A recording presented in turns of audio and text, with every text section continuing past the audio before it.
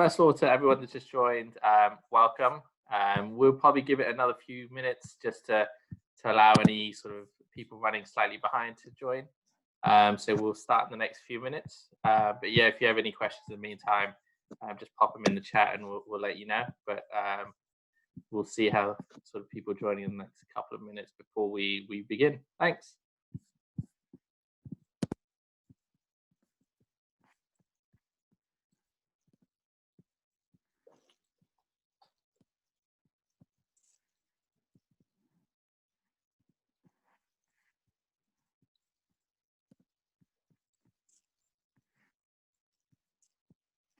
One other thing, if possible, if anyone could just change their name to their full name, mention if they're an alumni, a parent, a friend of a college, that'd be really great, just so that we can sort of keep a record if that's possible. Thanks.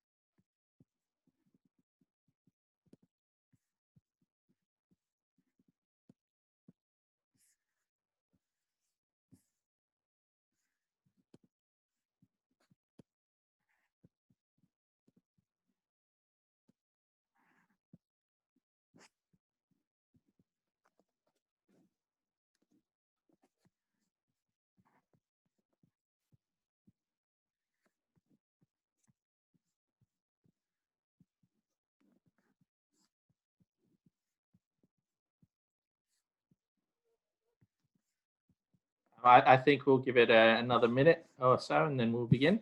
Thank you.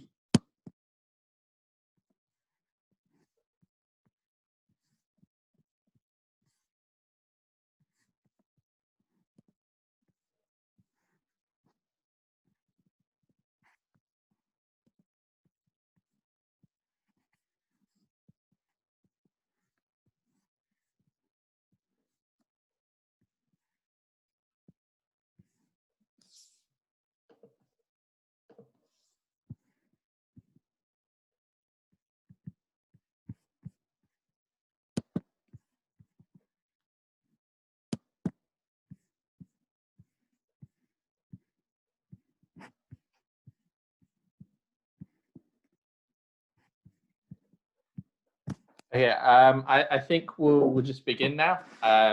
First of all, welcome to our Atlantic Circle InConversation event. This is the fourth one, and yeah, we're really excited about the series of events. The feedback has been really good, and we hope everyone's enjoying it. First of all, I guess run through a little bit of admin. If possible, if anyone could change their name so that we know their full name, whether they're alumni, whether they're a parent, or a friend of college, that'd be brilliant, just so that we can sort of keep a record of everyone that's attending. In terms of sort of the format of the event, when I hand it over to Peter, he'll have his, I guess, share his views and his talk. That should be about 20 minutes, and we'll follow that up with a Q&A section. In terms of sort of any questions, if you could just pop them in the chat box, we'll keep a note of them. And at the end of the talk, we'll unmute everyone who's posted a question, and we'll allow you to sort of ask your question to Peter. We'll try and answer as many questions as we can. Obviously, we might not be able to get to every, but if you pop any questions in the chat box, we'll share them with Peter after, and we'll sort of share the responses on sort of Atlantic Connect or sort of other avenues after. But finally, I guess, thank you for joining us today. We're really lucky that Peter's able to join us today and give a talk. I guess just a quick brief. I mean, I think Peter joined Atlantic in 2017, but he's been with sort of the UWC movement since 2005. So he's a veteran. I'll pass over to Peter now, but as I said, any questions, just pop them in the chat and we'll be able to respond to you. Or if you have any issues, just let us know as well. So thank you, and we hope you enjoy. Thanks for the brief intro, Keith. And I have to laugh as if I have a choice on this matter, but I must say I'm really honored and humbled to be asked to speak and follow in the footsteps of Pedro Alonso and Bella Malin and Kevin Gardner as a participant in this series, but I am the ultimate interloper because I'm not a UWC alum. So I'll give that alternative perspective on some things, but I do want to start there because UWC is something that I came to know as an adult and as an educator, not as an aspiring student or someone who came to UWC. And I tried to come up with a title for my talk that captures what UWC has meant for me personally. And I had the idea of it making the abstract real. It really brings the world to your doorstep. But my UWC story begins in 2001, actually, when I was doing curriculum work with the IB. And the wonderful thing about the International Baccalaureate, which, as you know, was born at UWC Atlantic, is for curriculum development, they invite teachers from around the world to contribute. And I had the privilege of being on one of these curriculum teams. And one of the fellow colleagues on that team was from UWC Adriatic. And when I heard about the school where he worked, I thought, this is too good to be true. What an exceptional idea to recruit students of promise and potential from around the world and to provide scholarships so that money was not a barrier for them to realizing their potential, and that you'd have this incredibly diverse community in pursuit of a shared mission. So I had the brilliant idea that that would be a nice place to work. So I started writing to all the UWC heads in 2001, and it took me 4 years before I even got an interview at UWC. But one of the most encouraging notes I got was from David Sutcliffe, who a number of you will know and remember. And David at the time was working on the project in Mostar, and he wrote a very encouraging note, as David often did, to say, really sorry that Mostar has been delayed, but you're just the type of teacher that UWC needs. And that kept me motivated to try and get my foot in the door. So I arrived at UWC Adriatic in 2005 as the IB coordinator and the head of economics, and to be honest, quite intimidated with the diversity that I was going to face. But what I was not prepared for was the action orientation of the students and the nature of the relationship between the staff and students that I would meet at a UWC. I was really thrilled with the idea, coming from a very traditional school in Canada, that I could work on a first name basis with the students. But I'll never forget my first night there. Sally and our 3 kids could not make it because it's Italy and Italian visa complications. They weren't able to travel with me. So I was alone. We were house parents at one of the houses there, and there was a knock on the door. And it was 6 students saying, "Oh, we understand that your family hasn't been able to come with you. We'd like to cook you a meal." And I was so impressed with their hospitality. But of course, what I shortly found out was they're all second-year students in my higher level economics class. So they were not silly people. They were very intelligent people, and they wanted to get the inside scoop on the new economics teacher. But it certainly impressed me, that level of engagement and interest that they demonstrated. So I walked into my first economics class actually quite intimidated. I had 15 students, 14 nationalities, but I had found a survey that one can do online an organization called politicalcompass.org, and my whole lesson was around diversity and how we had to be prepared to hear everyone's voice and understand that we wouldn't always agree. But what the survey showed, it sort of had a series of questions which would rate people on a scale of left-wing to right-wing politically, but also authoritarian, libertarian. And even though I had this incredible diversity in my classroom, every student was in the lower left quadrant along with Gandhi as a left of center libertarian. And I carried out this survey actually for my first 12 years at UWC. And in fact, virtually every student who attended was in that lower left quadrant. So I quickly shifted gears as a good teacher does to say, when we all agree here, don't delude yourself into thinking you've found world peace, because you've already self-selected by coming to UWC to share the mission and values which we aspire to fulfill. So that was a really early lesson. But what I also came to realize quite early on was that there was incredible knowledge in the room.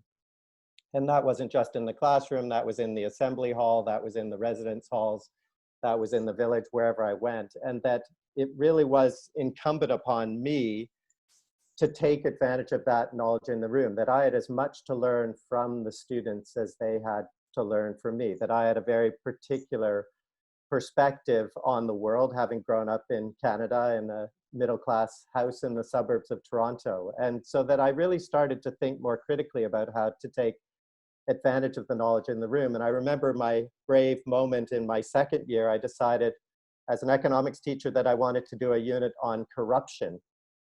And I was a little bit worried about that because I knew that a number of the students came from countries that might be deemed corrupt, but I also knew in terms of selection that perhaps some of them had friends in the right places and that allowed them to get to UWC. So I was sort of tiptoeing a little bit around the topic, but I was determined to do it because in development economics, that is one of the barriers to development, or at least in Western texts, that says because of corruption, these countries are condemned to being caught in poverty.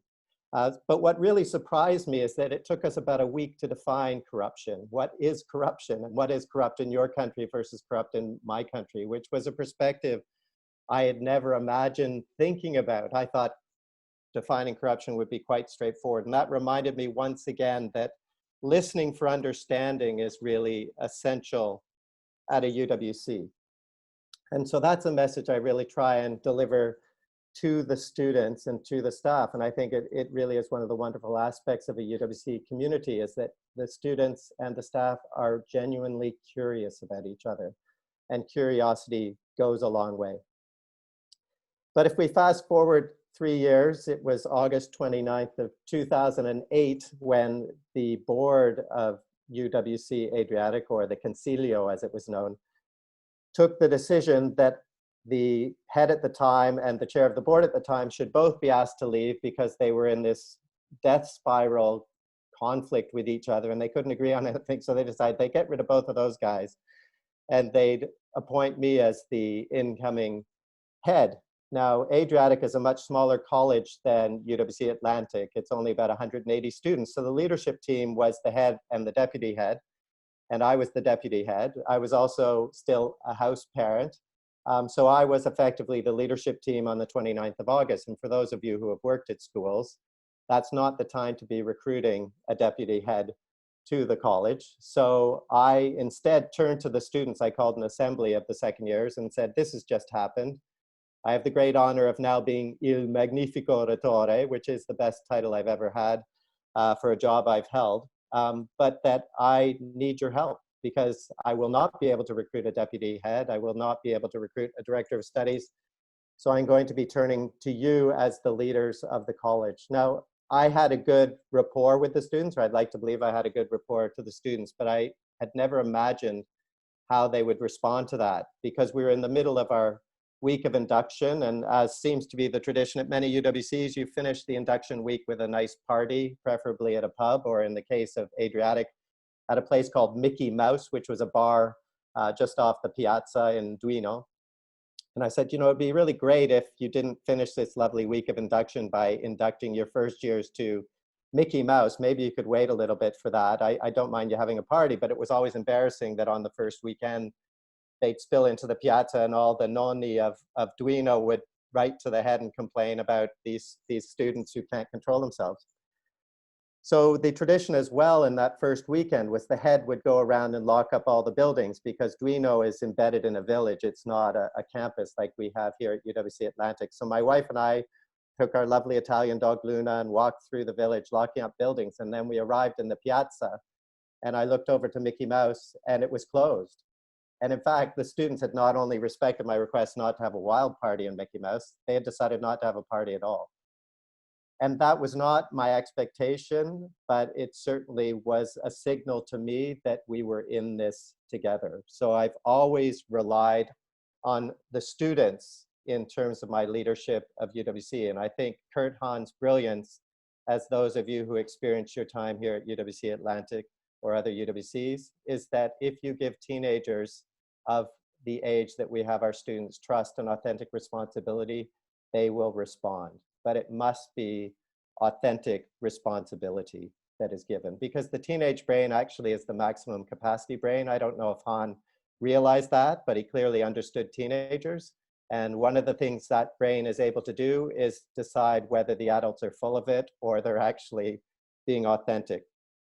So if we fast forward to 2012, I took on the position of head of college at UWC Maastricht, which was a new UWC. It was converting a Dutch international school into a UWC. It was a whole school, so it went from preschool all the way up through the IB diploma. And that was great preparation as well for ultimately coming to UWC Atlantic, because it was a community that had no knowledge of what UWC meant. I see Robin and Isabel listening in. Colin Jenkins was one of the leading people in the birth of UWC Maastricht. And in fact, he was on the search committee that appointed me. So I owe a great debt to Colin for seeing the potential in me as a potential head of that school. But what it required me to do, especially for the adults of the community, was articulate what precisely does it mean to be a UWC. And one of the things I emphasized was the nature of the relationship between the staffs and students. That UWC is not something that we do to students, it's something that we do with students. And that we also have to be modeling the behavior that we want to see. We also have to be listening for understanding. But the other thing that I did was that there was a residential community there that was selected in the traditional way through national committees. It was about 100 students when I arrived. And I did precisely what I did at UWC Adriatic. I called those students in and said, you are needed, and we're going to make this a UWC. And they responded incredibly well, so that by the time I left 5 years later, I think it's fair to say that it was a true UWC. And I also see my dear friend Andrew McElhose there. And one of my greatest compliments was when Andrew came to the TOK conference that our students hosted. And of course, they were peppering him with questions. The great man of UWC who wrote the original TOK curriculum. But Andrew, after the event, turned to me and said, I have been to many UWCs and I've never seen the level of engagement that your students are demonstrating. And that was certainly one of the greatest compliments I've ever had. So of course, I'm now at 2017, as Keith said, and considering the prospect of coming to Atlantic College. In fact, it was in 2016, April, May. And a lot of my now dear friends within UWC, like Jill Longston and Manfred Skeppers, et cetera, were twisting my arm and saying, UWC Atlantic needs you. You need to come to UWC Atlantic. So I jumped through the various hurdles to finally be appointed as the principal of UWC Atlantic, as someone who had been observing it as a head at that point for nearly a decade. And if I'm being honest, I felt that the college had lost its way a little bit over that decade. And the honor and privilege of becoming the head of the original UWC was one that to this day I'm humbled to hold. So when I did arrive at UWC Atlantic in March of 2017, after about a month, I called a staff meeting. And what I suggested was that we had lost that trust between the students and the adults that is so essential for a UWC to function properly. at that particular time, a lot of systems had been put in place because of concerns about student well-being. But for me, they signaled distrust. They were doing random breathalyzers at check-in to make sure the students hadn't been drinking. They had alarms on the doors of the residences to make sure they stayed in at night. They had a pub ban. They had an alcohol ban. There were all of these systems, which I came to understand were put there because of concerns about student well-being. But for me, as systems, they were signaling distrust. And so I felt it was critical that we remove those systems that had been put in place and return to a system of trust and authentic responsibility. But the other light bulb that went off for me coming to UWC Atlantic was that UWC as a movement had also lost its way a little bit, because when Atlantic College was founded in 1962, and I see some of the early generations sitting in on this call, it was about innovation in education. It was about a new approach to learning that really drove the college. If you look at the first decade of Atlantic College and the incredible things that happened both inside and outside the classroom, I can only imagine the excitement that must have existed on campus, the possibility that must have percolated through the air each and every day, not to mention the fun that was had. But at a certain point, I think UWC became more about opportunity and about providing scholarships for students who wouldn't otherwise be able to attend UWC, which is an equally noble mission. But if we lost innovation and just focused on opportunity, then in effect, what we had become was the world's leading scholarship provider for high school students, which I think we are, to be honest. But is that enough? Is that enough to justify the investment that we're making in students if we are not leading the world of education in reimagining education, as was the case in the 60s and the 70s with the birth of the UWC movement, with the birth of the IB diploma? Because the IB diploma now is over 50 years old. And for those of you who are the first generation, which was 71 to 73, I think was the generation that only did the IB diploma, if you were to visit today, it would look more or less the same, you know, in the sense that we have the 6 subject groups and we have the extended essay and we have the theory of knowledge, etc. So something we've really been working on since my arrival and within UWC is to reclaim that leadership within the world of education. Because for me, a UWC campus is the ultimate laboratory for experimentation and learning. As someone once said, we must be a private school with a public purpose. We are not a British public school. We aspire to be more than that. So this reimagine of education has really been at the heart of what we've been trying to do over the last 3 years. And we began that process by running a methodology called co-production, which is very big in Wales, which is where you really survey all of your staff, all of your students to do an asset assessment about the talent in the room once again, and then you plan from the bottom up. So through that process, we identified a number of areas of interest and we set up working groups, and half the working groups were chaired by students and half the working groups were chaired by adults. So a very democratic process. And out of that, we came up with what we're now calling our vision to action, because it's one thing to talk about these things and it's another to actually do something about it. And I think UWC at its heart is very action oriented. The mission and values aren't just about observing the world, it's about identifying the challenges the world faces and doing something about it and putting together groups of people to do that. So the 3 categories we've identified are not revolutionary, they are people, purpose, and place. And through people, what we're identifying is that we need a deliberately diverse student population. So in addition to nationality, ethnicities, religions, we want socioeconomic diversity as well, which is why the opportunity piece of the scholarship program is so important. We also want, to the best of our ability, staff diversity, which is incredibly challenging in the UK labor market. I had the good fortune of having English grandparents, which allowed me to get my job here. When the chair of the board called me up, he said, I have good news and bad news. The good news is you're our preferred candidate. The bad news is we don't know if we can get you into the country or not. But thankfully I could dig up, or my mom dug up my grandparents' marriage certificate, their birth certificates, and that gave me 5 years on an ancestry visa. I honestly don't know what happens after 5 years. I'm 3 years in, so I should probably start looking into that. But it is challenging to get diversity in our faculty group with British labour law, and it will be interesting in the post-Brexit world whether that will become easier or harder. But it's something we're committed to doing, is to increasing the diversity of staff, because I think it's very important for students to see themselves in the adults of the community as well.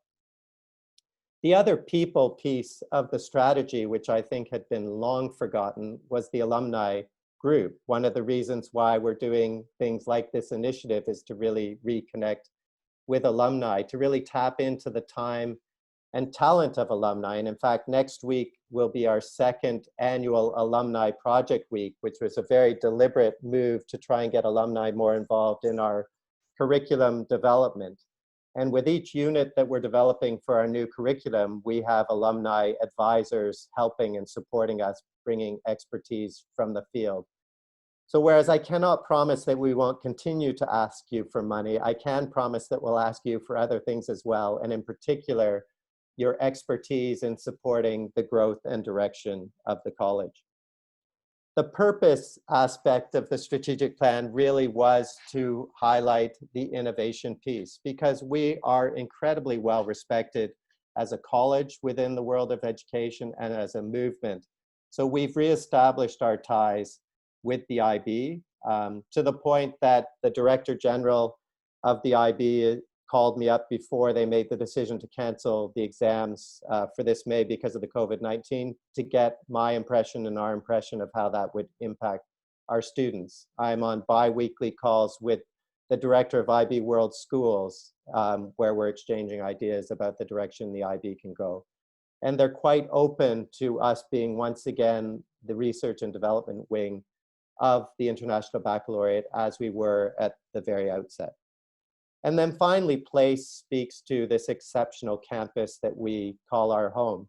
I think you all know, having spent time here, that it is truly a magical place. And as someone who has had the privilege of being to all the UWCs, save for the one in Thailand and Armenia, it is the most exceptional campus in the UWC network. And we need to take full advantage of that campus. We need to develop what is termed in the business now the pedagogy of place. We need to re-engage with the seafront. And Robin, sitting beside Isabel as the founder of Atlantic Pacific, we're extremely excited about the joint venture we're starting with AP, something called AP at AC, to really have them at the forefront of the seafront reinvigoration. But we also need to reinvigorate the valley. We need to reinvigorate our engagement with the woodlands. So the units that we're developing are things like ocean systems and coastal management, sustainable agriculture. So all of these as elements of what we imagine would be a new IB diploma. The other thing I'd really like to highlight as an aspect of that development is student well-being. Because it certainly struck me as an educator when I arrived at UWC Atlantic that as grand an experiment as UWC is, it's like tightrope walking without a net. Students were taken out of incredibly difficult backgrounds. Increasingly, we have refugees at the college or students coming from war-torn countries, and we had no safety net for those students if they were to stumble. So something that we've spent a lot of time and resource in establishing here at UWC Atlantic is that safety net. So we now have 2 psychologists on staff who are available to students. We have our well-being team with 2 nurses and the GPs that come on to campus. We've reinvigorated the tutor as a central person in the lives of each and every student. The house parents obviously have always been there as well. We've separated safeguarding from the leadership team so that students and staff feel safe raising concerns with the designated safeguarding lead. We have much more robust reporting systems when there are concerns about students. So I'm really proud of the work we've done around well-being and supporting student welfare while they take on the challenge that is a UWC education. So all of those are the positive things. I think one of the potential negatives of UWC is that that incredible diversity and knowledge in the room becomes normalized and we start taking it for granted. And we can develop the UWC bubble mentality where we forget how exceptional the experiment is. We had a student volunteer this past year who helped launch an initiative that's called Lighthouse, which is a social incubator where we tap into the knowledge of alumni working with our current students. And he was saying to me, one of the things that really struck him was when everyone arrives on campus at the beginning, we're all talking about the challenges that the world is facing and how excited we are to be solving them. That abstract becoming real that's referenced in the title of my talk. But that at a certain point during the course of the year, the students and the staff for that matter lose perspective, and it all becomes about the problems at the college and what we need to change within the college to make the college better, as opposed to what we need to do to make the world better. So I think that's something we really have to be vigilant about, to remember how privileged we are to be part of a UWC community, and that the challenges we face as a community are quite trivial compared to the challenges that the world faces. And the purpose of us being here is really about finding solutions for the challenges of the world, not just the challenges of our own community. So along comes COVID-19, and I feel like, you know, as a teacher, I remember when you felt your class was lagging a little bit, maybe they weren't keeping up with the homework or they weren't paying as much attention as they should be, you'd call a pop quiz, you know, just to make it hurt a little bit. And I feel like COVID-19 is like the pop quiz. You know, here we were with our reform project and trying to be better and our nice strategic plan, and then COVID-19 is thrown in.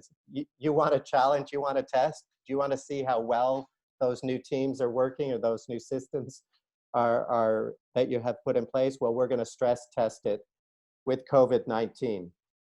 And I can honestly say, I have never experienced anything like COVID-19 as a school leader. I'm sure you too have never experienced in whatever walks of life you are engaged in at this point in time. But there have been incredible positives that have come out of COVID-19. You know, the sense of community and shared purpose was phenomenal when it struck. I mean, the decisions that were being made literally on an hourly basis as more information came, when we decided that we had to repatriate our students because borders were closing and flights were stopping. And if the virus were to hit the campus, we didn't have the capacity at that point in time to manage the pandemic on campus. The camaraderie, the understanding of the students, the understanding of the parents, the way alumni came forward to say, I'm willing to host students, the ones in the UK, the support they gave at airports around the world when students were stranded. I mean, there's just exceptional stories that will be told about the students' journeys getting home and the students being supported here through host families. The way teams emerged, unprecedented. I see Claudia, one of our staff members, is in on the call. Claudia is the activities coordinator. She single-handedly took on finding flights for every student on campus and worked with the admin support team to make sure everyone got home safely. The importance of trust, you know, which I alluded to at the beginning, when I felt in my first month of assessment that somehow we had lost that trust. It was an absolute affirmation that that trust had been restored. No one was questioning the decisions that were being made, were not being made in the best interest of everyone involved and to the best of the ability of those making the decision. The number of students who thanked me in that week exceeds the thanks I've had in 23 years as an educator. They really felt that we had their best interest at heart, and they trusted that we were making the right decisions, as did the parents. A reminder of what's truly important. You know, all of those trivial discussions that we were having about whether curfew should be extended a half an hour or how we manage the last bus from Marcross or these sorts of things just completely went by the wayside. The forced reflection that it's imposed on all of us about what matters to us, what's meaningful, whether UWC is still relevant in the post-COVID world. the forced leap into digital learning. You know, this is something that educators have been talking about throughout the 21st century, but we had barely dipped our toe into those waters. We had Google Classroom for every course. We required teachers to put those things online, but no one was actively learning it or using it. But within a week, all of the lessons were online and being delivered across all the time zones of the world. A phenomenal effort on the part of the teachers, many of whom have been here for decades, and to upscale themselves with the ability to deliver their lessons online was just a truly phenomenal thing to see. The level of collaboration that's happened across the movement. I'm on at least a weekly call with my fellow 17 heads from all the UWCs around the world. And the sharing of best practice, the mutual support that's emerged has just been phenomenal as well. The power of the network beyond just the schools and colleges, but the alumni, as I've already alluded to. But of course, maybe I wouldn't call them negatives, but danger signs that COVID had also exposed. Probably the most compelling is the vulnerability of the college and the movement, particularly the financial vulnerability. I've long said that UWC has been an underfunded movement, probably since its inception. But this vulnerability has really been starkly exposed with COVID-19 and the fact that we're going to be facing a smaller student population next year and the implications of that. Just speaking for UWC Atlantic, the reality is that we will have to cut £1 million from our budget next year because of the reductions in revenue, because the summer has always been a major income generator for the college with weddings and reunions and summer courses and the like that have all been canceled. So the necessary cuts that we've had to make to keep our head above water and to be in a position to be a going concern and answer the concerns of the auditors to demonstrate that. I finally have come to understand the infamous lines of Donald Rumsfeld in 2001 with the weapons of mass destruction about the known knowns, the known unknowns, and the unknown unknowns. I think I finally get it, because that's essentially what I'm trying to deal with and my teams are trying to deal with on a daily basis.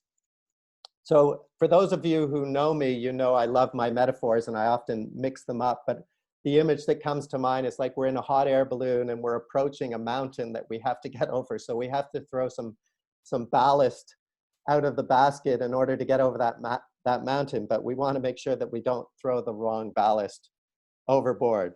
So we really are working incredibly hard to make sure that the essential is covered and that every budget line, every spend is being reassessed to make sure that it's absolutely essential. But to be honest, I don't think that's a complete negative, because we are making deliberate choices about how we spend the money. We're not saying, well, we're doing that because we've always done that. I think we're moving into a period of unique opportunity, but also unique threat.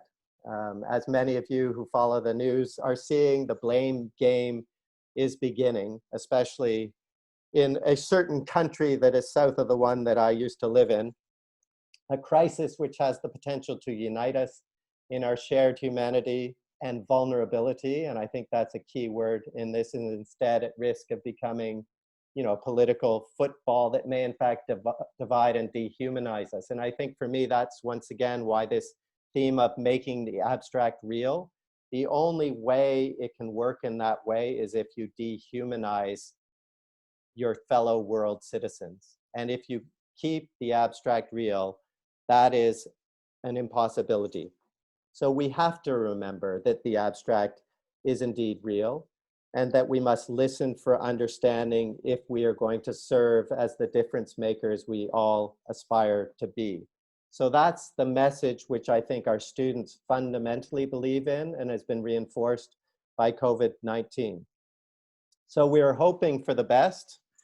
We are preparing for the worst, but we have to hold on to the perspective that the pandemic has provided us with an opportunity to realize our mission to make education a force to unite people, nations, and cultures for peace and a sustainable future, and to be more determined than ever to take a stand for that belief. So with that, I turn it over to the many questions that I'm sure people will have, but thank you very much for listening. And I hope I provided you some context with what's going on here at UWC Atlantic. Brilliant, thank you, thank you. I think to kick off the questions, David Samuel was the first one. Let me just unmute him. Hi.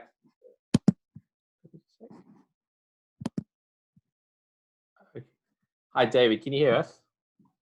Yes, I can. Brilliant. Yeah, you popped through a question. Do you want to ask it to Peter?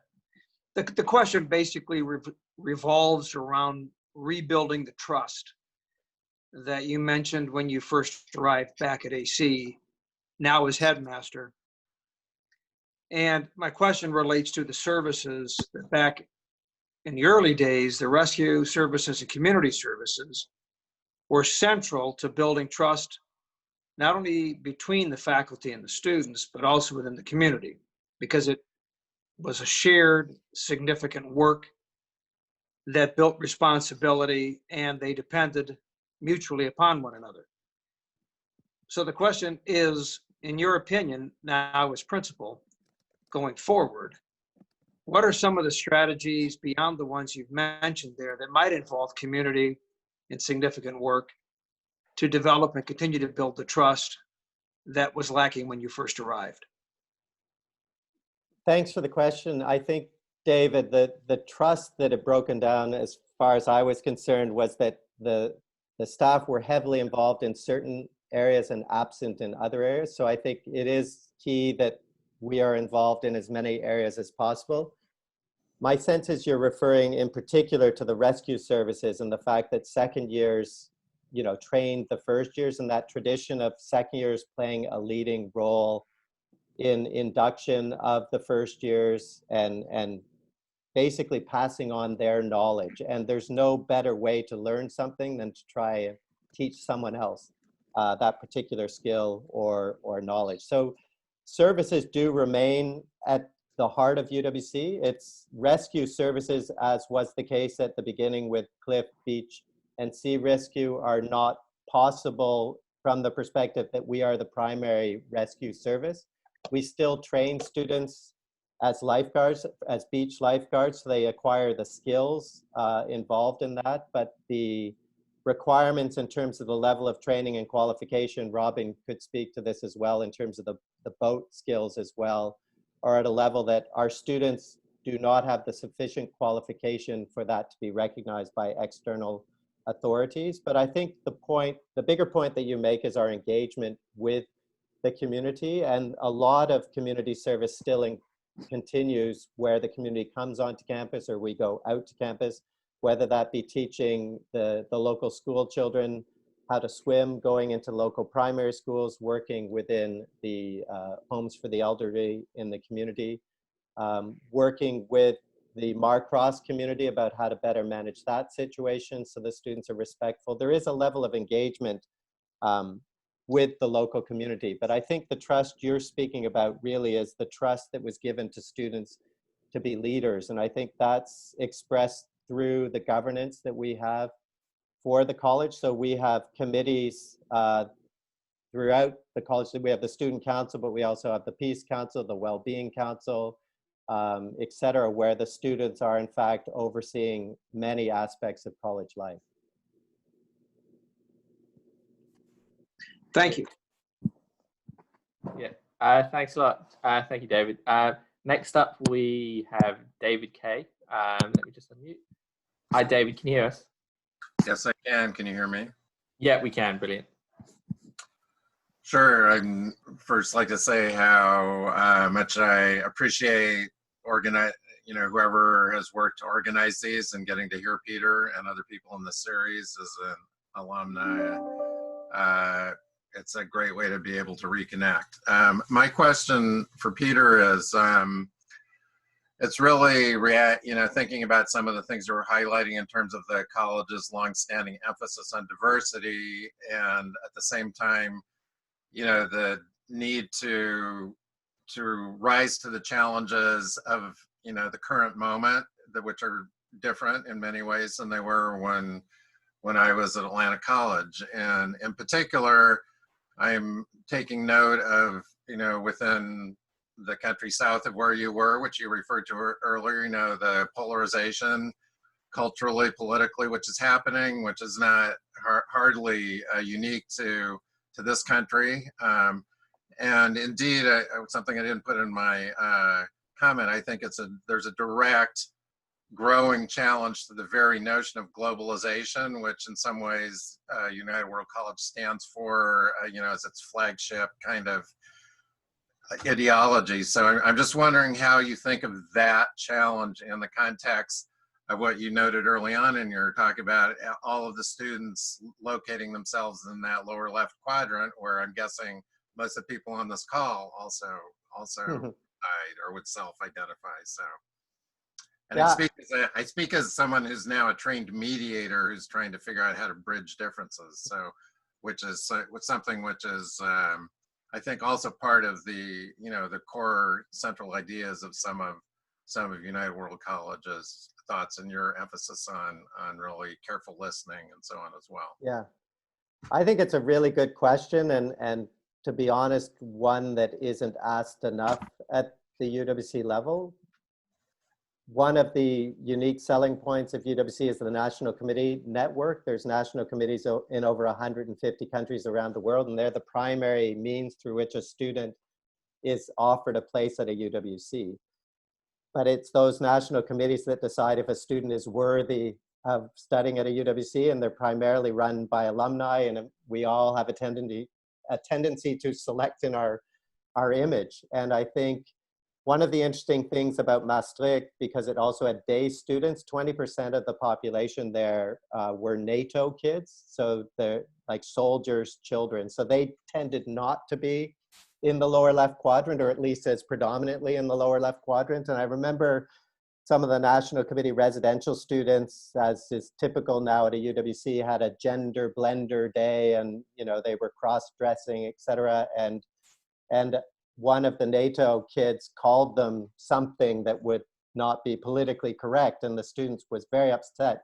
How could that student call me that? And I said, well, this is actually the world represented here. Like, you think because you're at UWC, everyone's going to be incredibly tolerant and understanding of difference and therefore accept you for who you are. In fact, this is your first challenge, is to educate these other students who are part of our community around why is this important to you? Why does it matter, that you're able to express yourself in the way that you do? And I think it is a real question for UWC, because I have participated in selections where I see students of high promise and potential, but they don't know about UWC, they don't sing from the song sheet, and they're not selected because they're not UWC enough. So I do think we have to be humble enough to recognize that to some extent we're preaching to the converted.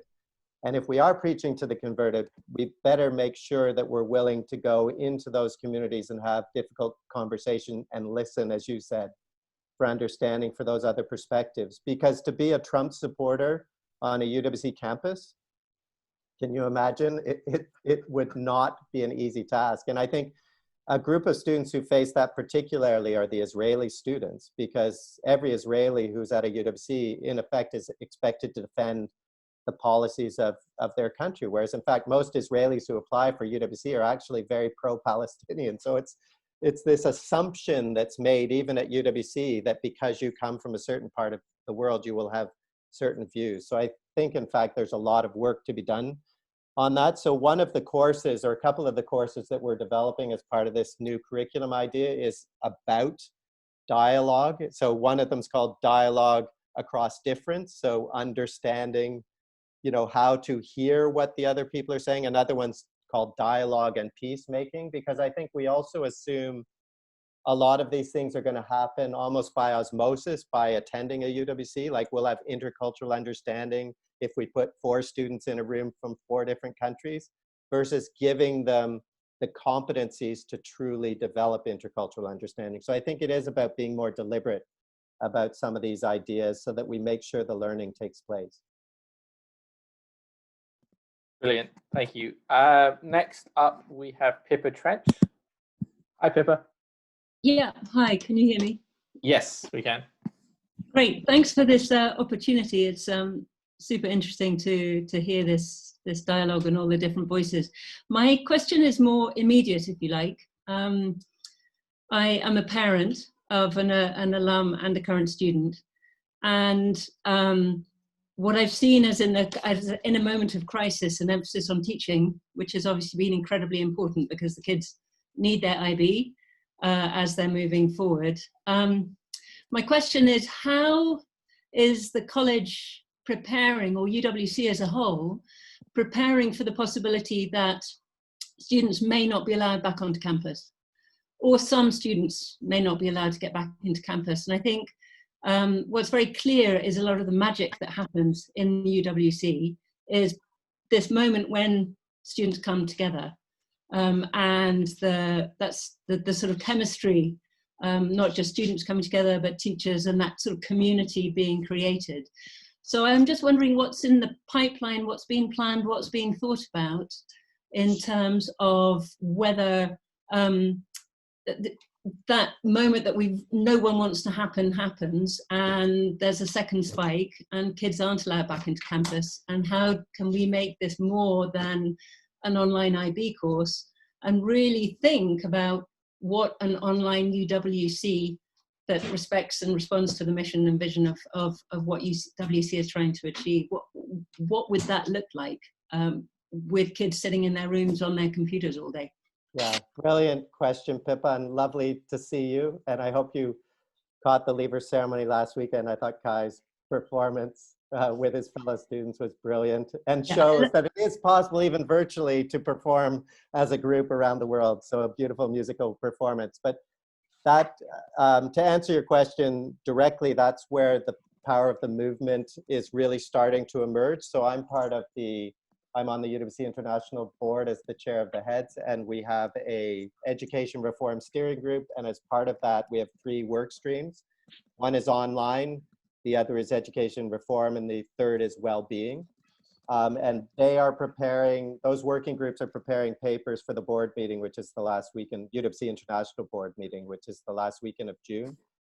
But there have obviously been some leaders within online education, and the Asian colleges, in fact, have been in lockdown since Chinese New Year. So they, in fact, have a much longer period of time of trying to manage precisely what you're talking about. How do you capture that UWC-ness versus just delivering the IB curriculum online? So I think there are some really exciting ideas around platforms that we can share, but also working as a group of 18 schools and colleges to be delivering curriculum versus just each 18 doing their own version.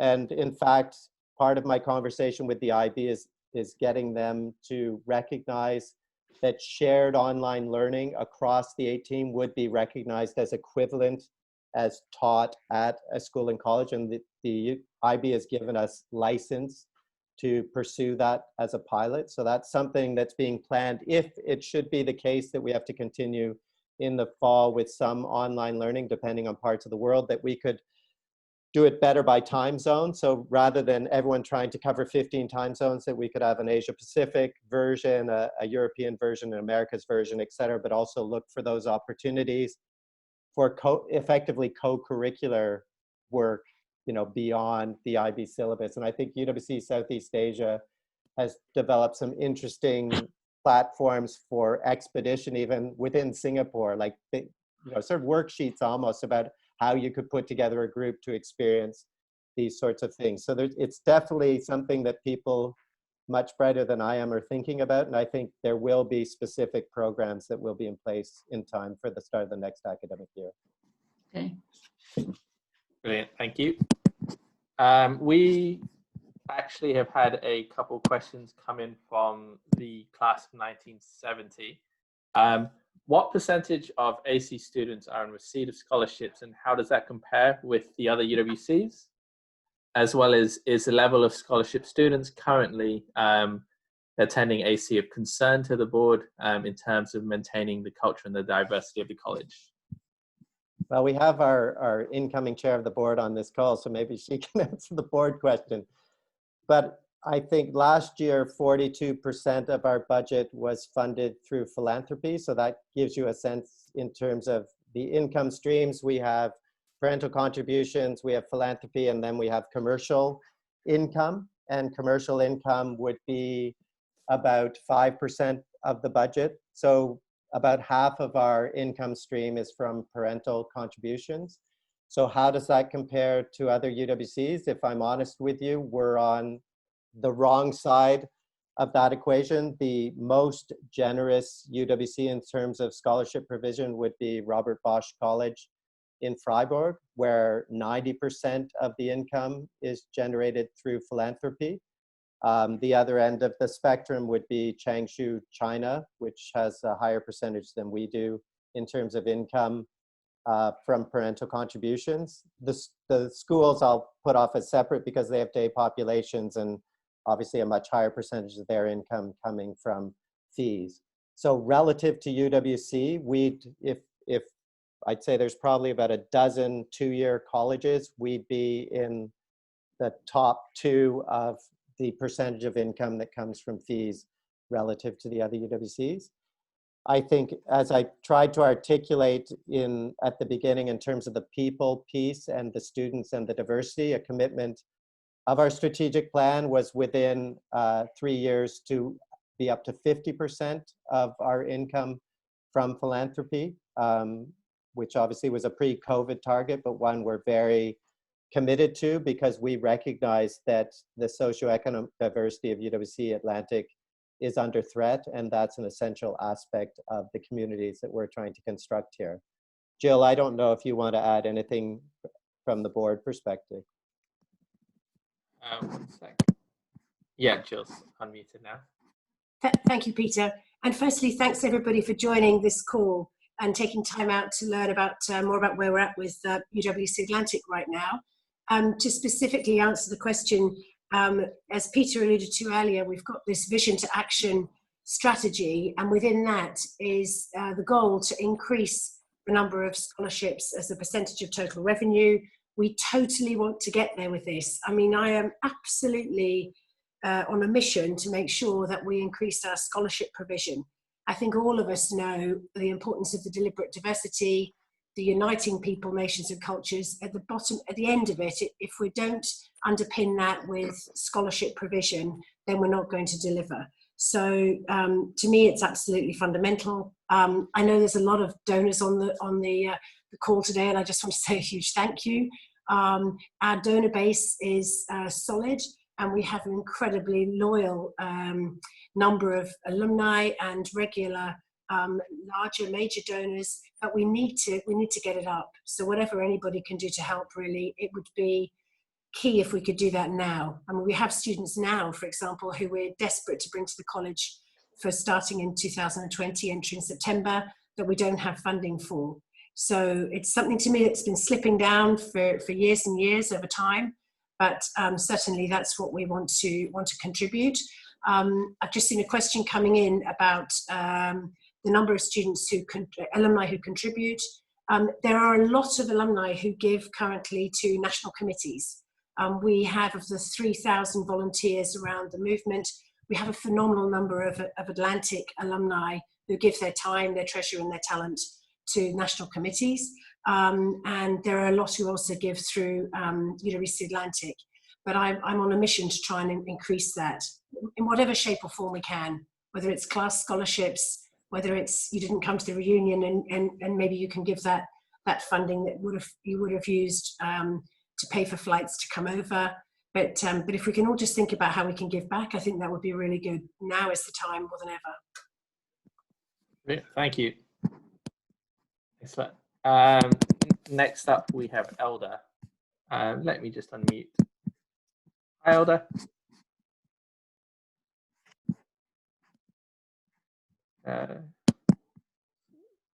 Not allowing me to unmute. 1 second. I can just ask Elder's question. For some reason, it's not working. 1 second. Now? Yeah, she's working now. So. Right. I worked my way in. Thank you, Keith, for all these sessions, and thank you, Peter, for today. I wondered at the beginning of your words, Peter, you mentioned caring for the students' well-being. Mhm. Now, there's a very fine border between caring for students' well-being and overprotection. Where are we? I don't think we're anywhere near overprotection, because part of trust and authentic responsibility is autonomy. And we very much expect students to manage their lives. They're given an incredible amount of responsibility for their daily schedules. You know, we don't have lights out or enforced study, etc. I think we take our safeguarding very seriously. I think that's essential, you know, in the 21st century, but that's not, what's the British expression, mollycoddling of students. It's that they feel safe and secure in their environment and in their relationships with their peers and with the adults of the community. We risk assess everything we do as we should, you know, with respect to risk, but that is not to remove risk, but that's to mitigate it to the best of our ability. And I think the Atlantic Experience team, in terms of the engagement with the outdoor education, is very good at that, but they very much believe in the Honian tradition of pushing yourself to your limits, because I think something I didn't mention explicitly but is key is failure. And that's why, one of the reasons why physical pursuit is so great is that you inevitably fail. No matter how great an athlete you are, you're never going to win every time, or you're never going to complete it at the same level as you did the previous time. So that sense of humility that comes from failure is key.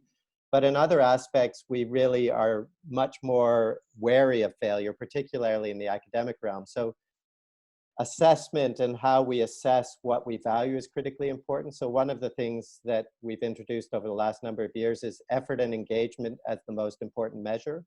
So on every report, in addition to the mark a student has in a class, we assess effort and engagement as either exceeding, meeting, or not meeting expectation. We do that for service as well and activities.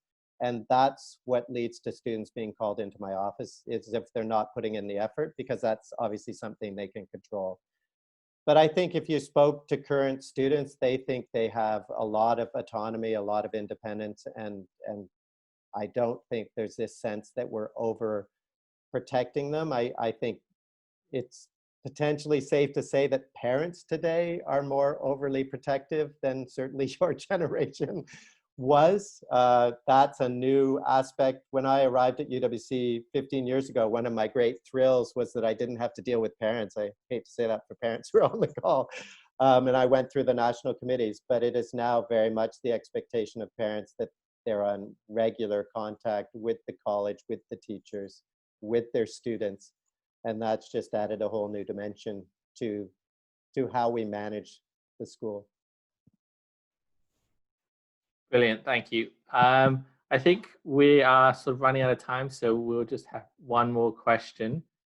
Let me just, sorry, 1 second. I think there was a Naomi Walston. Let me just 1 second. Hi, Naomi. Hi. Yes. Hello. Can you hear me? Hi. Yes. Hi. Yes. Thank you. And thank you for this very interesting conversation. I'm a parent of a child joining Atlantic in 2020, this fall. And I was curious, you mentioned that the size of the student body was going to be slightly smaller. And I was wondering, is that a direct result of COVID-19 and people's situations having changed, or is it something to do with less people applying in general, or less people being approved? Is there a trend there, or is it just this year? I think it's a really good question. And, you know, I think there's a lot of speculation as to why the numbers are lower than what they are. One of the reasons why that we are aware of is that for years, Atlantic College was known for direct entry of students and allowing students to enter who didn't go through the national committee system or who were unsuccessful going through the national committee system, and then would apply to UWC Atlantic and be admitted.